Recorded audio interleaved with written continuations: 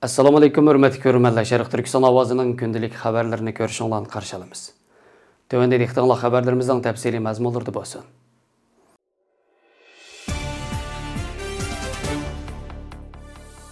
Sharq Turkiston sürgün hökuməti baş ministri Salih Xudoyer əpəndi 5 may Uyğur Dopa bayramı münasibəti bilan bütün muhacirət qarindoshlarga chaqiriq qilib, Uyğur xasligini ifodaləydigan Dopa və onu xatirləydigan kun ekanligini, vatanimiz Sharq Turkistonda azob chekayotgan qarindoshlarimizni unutib qolmasligimizni, ular uchun qo'limizdan kelishi tirishchilik ko'rsatishimizni, bu ulug' Ramazon oylarida birlikda qo'l ko'tarib, Patiyaqinda zolim Xitoy Kompartiyasining zulmidan ozod bo'lish uchun duo qilishni, barliq Uyghur xalqini o'zaro ittifoqlashib, barliq kuchlarimizni birlashtirishga, xalqaro jamiyatga vatanimiz Sharq Turkistonning Xitoy Kompartiyasi tomonidan besilingan zamin ekanligini bildirishga, shundaqla 5 may Uyghur Dopa bayrami munosabati bilan bütün muhacirat qarindoshlarni o'zlari turishlik joylarda namoyish qilishga chaqirdi.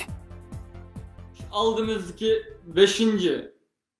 maydaki Uyghur Dopa günüde ammamiz o'zimizningki turishlik davlatimizning oldidagi, mayli Amerikada State Department'ning oldida, boshqa yerda o'zlarininki o'z turishlik tashqi ishlar ministrligining oldida o'xshash kunda, o'xshash vaqtda namoyish qilib, xalqaroninki bizningki qirilib ketishimizni tusash uchun hareket, samimiy hareket qilish uchun chaqiriq qilishimiz kerak.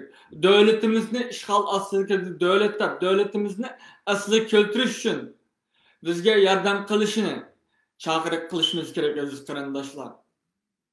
Qachon hammamiz bir kunda to'play olsak, undan keyin natija, rasmiy natijalar, rasmiy xalqaro bular texib o'lmabdi.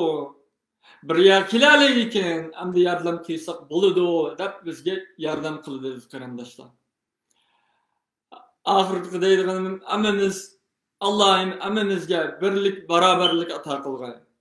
Hammamizni o'zimizningki shaxsiy manfaatimizdan, nafsimizdan saqlag'ay. Qarniyatlarimizdan shayton va shaytonninki aldamchilarini, agashchilarning va do'stlarininki uyallardan, suiqasdlardan saqlag'ay. Hammamizga aql, bilim, ilm, idrak ato qilg'ay. Hammamizga qarindoshlik, mehr, muhabbat ato qilg'ay.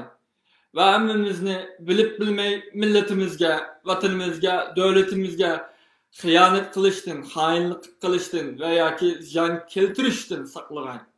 Va hammamizni mushu Sharq Turkiston uchun jonimizni, malimizni va borliqimizni atolay oladigan ruh va jasorat ato qilg'ay. Va tezdan Sharq Turkistondagi qirilayotgan qarindoshlarimizninki qirilib ketishini, davlatimizning Xitoyninki ishg'oliyatidan qutulishiga tezdan nasib qilgan. Amin. Assalomu alaykum.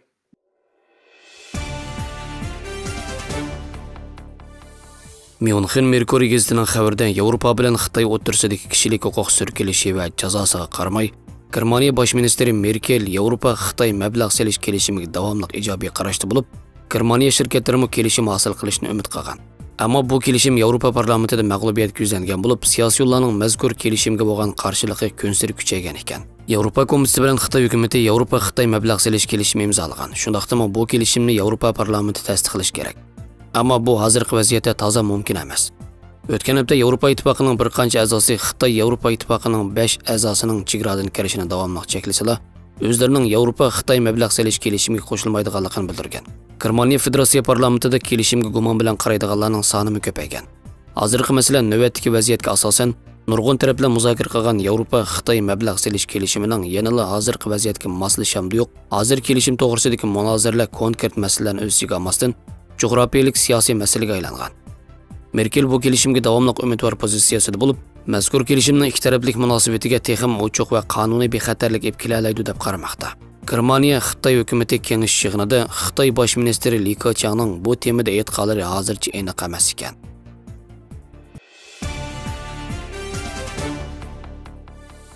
Farg'ona vodiyasida boshlangan Qirg'iziston bilan Tojikiston o'rtasidagi ziddiyat jiddiy davomlashmoqda. Qirg'iziston Sahiyya va ijtimoiy taraqqiyot ishlari ministrligi Botken rayonida 29 aprel yuz bergan qurolli to'qinishda qazo qilgan Qirg'iziston fuqarolari sonining 34 kishiga va yaralanganlar sonining 173 kishiga yetganligini e'lon qilgan. Tojikiston taratqullari bo'lsa to'qinishda qazo qilgan Tojikiston fuqarolari sonining 15 ga yetganligini, hayotidan ayrilganlardan 7 nafarning askar ekanligini e'lon qilgan. Qirg'iziston Tojikiston chegarasida suv taqsimlash to'rini kontrol qilish masalasida jiddiylik yuz bergan va 29-aprelda ikki davlat chegara mudofaa qismlarining masalaga aralishishi bilan to'qinish kelib chiqib, nurg'un uy, davlat binosi va xizmat o'rinlari ziyonga uchragan. Ikki davlatning diplomatiya ministrlarining muzokaralash natijasida taraflarning ilgirki o'rinlarga chekinishi, masalaning muzokara orqali hal qilinishi va urush to'xtatish to'g'risida kelishim hosil qilingan. Qirg'iziston manbalari Tojikiston tarafining davomli chegara askar avatadiganligini, bu sababdan bu rayondan minglagan kishining ko'chishga majbur bo'lganligini, Tojikiston oshgan o't ofati natijasida Qirg'iziston tarafidagi bir qism uylarning butunlay kuyib ketganligini, hozirgacha to'qinishda bexatarlik qismlarini o'z ichiga olgan 50 kishining hayotidan ayrilganligini, 200 ga yaqin kishining yaralanganligini, to'qinish sababidan rayondan ayrilgan Qirg'iziston fuqarolari sonining 20 mingdan oshib ketganligini bayon qilgan.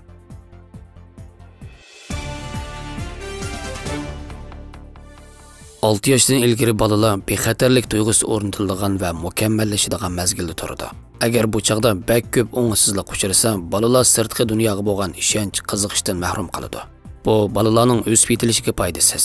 Bo'libmi 3 yoshdan burun bolaning o'ziga bergan bahosi asosligi oilasidagilardan keladi. Shunga ota-onalar til jihatdagi muayyanlashtirish va baholarni ko'proq berish kerak. Amaliyotda bola ota-onaning nusxalash mashinasidir.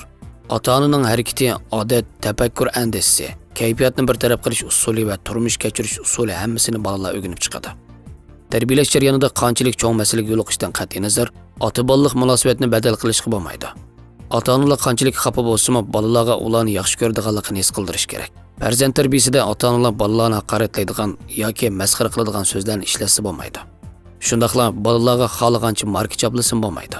Doim ilhom berib, ularga bo'lgan muhabbatini ifodalab, ko'proq quchoqlab qo'yish kerak. Bolalar xatolik o'tkazsa, vaqtida tuzitib asli bo'ladi. Shuning bilan bir vaqtda bolaning yetarsizligini qabul qilish kerak. Har bir bolaning mukammal bo'lmagan tarafi bo'ladi. Bolaning ortiqchiligini bayqab hamda uni cho'ngaytganda, bola asta-asta yaxshi yo'nalishga qarab taraqqiy qiladi. Mana bu bolalarni izzat-hurmatga ega qiladigan, o'ziga ishonadigan qilishdagi eng unumli usul. Uningdan boshqa bolalarni chami yetadigan uy ishlarini qildirib o'g'itish kerak. Oila turmushiga to'liq qatnashtirish hamda bolaning oilaga qo'shgan tuhfasini maqtash orqali asta-asta bolada qimmat tuyg'usi yetildirgil bo'ladi. Bola o'zining muhimligini his qila oladi, texmo talabchan bo'ladi.